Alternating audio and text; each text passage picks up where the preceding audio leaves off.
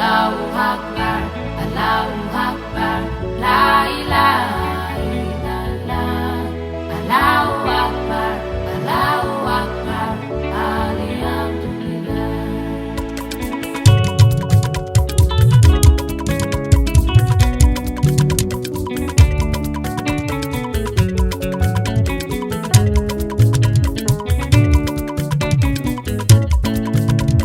Ajogberu ló ṣọjọ́ ìbí o. Rukayatu ló ṣọjọ́ ìbí o. Ló ṣọjọ́ ìbí o. Ẹ̀mí rẹ̀ àgùn o. Ẹ̀mí rẹ̀ àgùn o. Ẹ̀mí rẹ̀ àgùn o. Wàá pẹ́ láyé. Happy glorious birthday to you. Ajogberu Rukayat. Òní láyájọ́ ọjọ́ tàbí ọ̀sáyé. Ipá rẹ̀ mà kọ́, agbára rẹ̀ mà kọ́, oore ọ̀fẹ́ Ọlọ́run lórí gbà. Onínú rẹ̀ ọlọ́kàn ire.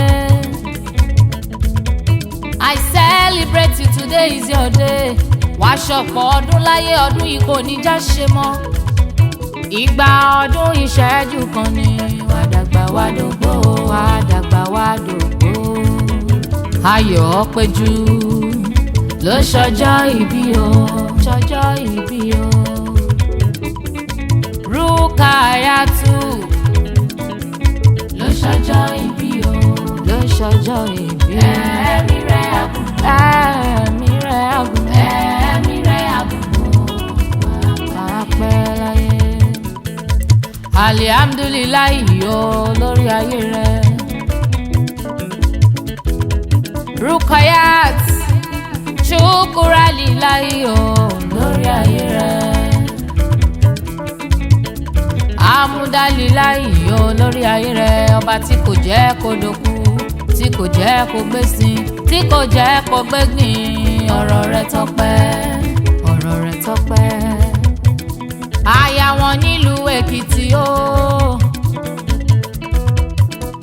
Aya rẹ̀ lẹ́dẹ̀ ọkọ o. Aya lálùbáríkà o. Aya lálùbáríkà ní Rúkà. Mọ̀mísí Sultan, mọ̀mísí Sofia, mọ̀mísí Sonia. Ìyá àwọn ọmọ ológo. Ìyá àwọn ọmọ ológo. CEO Ajogberu of London.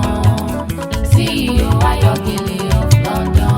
May Allah bless your new way. May Allah bless your new way. Ilé ọmọ wọn nílùú Ẹ̀gbá, Ẹ̀gbá láké. Ará Àké o, màjọ méjì o. Ẹrú nísìnyí, ẹ̀kọ́ kì í máa yí síni o. Ìkèrèkú mẹ́rẹ̀ àtẹ̀ nílé bàbá tó bí ẹ lọ́mọ. Bí kèrèkú ò làbí olówó lọ́wọ́ lákùmẹ̀rin tó jẹ. Ajogberu mama Ajogberu. Bàbá rẹ̀ lọ́mọ eléṣù yẹ́lẹ́yẹ́lẹ́, ọmọ eléṣù yẹ́lẹ́yẹ́lẹ́. Ajogberu mama Ajogberu. Ìyá rẹ̀ lọ́mọ wọn nílùú Ìbàdàn Mẹ́sì ọgọ́. Ilé ọmọ àjòrò sùn wọn nílé ìyá tó bí ẹ lọ́mọ. Ajẹ̀gbìnjẹ̀ kára wọn á fi ìkara fọ́rí mu. Ọmọ Àjàyí Ògìdì Òlu oníkànga àjípọn. Ajogberu bó tilẹ̀ hùn kó pẹ́ láyé tó. Ẹrù tàbí amọ́kìtú o, ayé kò ní gbẹ̀ka ẹ̀ mọ́lẹ̀. Ayé kò ní iṣu ọmọ ajiná fún ẹ̀jẹ̀ wà kéré òkò délé. Ayé kò ní bọ́ bàtà ọ̀fọ̀ sẹ́nu ọ̀nà rẹ̀. Ẹnu ọpẹ́ rẹ̀ kò ní kó sọ wípé Allahumma salli ala.